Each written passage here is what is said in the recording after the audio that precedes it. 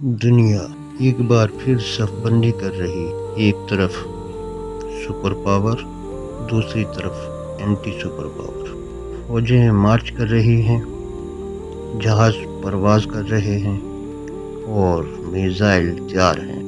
طاقتور اقوام کے درمیان تناؤ بڑھ رہا۔ نبی کریم صلی اللہ علیہ وآلہ وسلم نے فرمایا، قیامت اس وقت تک قائم نہیں ہوگی جب تک دو بڑے گروہ آپس میں نہ لڑیں۔ یہ دنیا میں طاقت کی کشمکش کا سایہ ہے۔ دنیا کے پرچم ایک کے بعد ایک نمودار اور غائب ہو رہے ہیں۔ طاقت کے مرکز بدل رہے ہیں، لیکن اصل اختیار اللہ کے پاس ہے، جیسا کہ قرآن کریم میں ہے، اور یہ دن ہم لوگوں کے درمیان بدلتے رہتے ہیں۔ کسی بھی دنیاوی طاقت کا قیام مستقل نہیں، صرف اللہ کا منصوبہ غالب ہے۔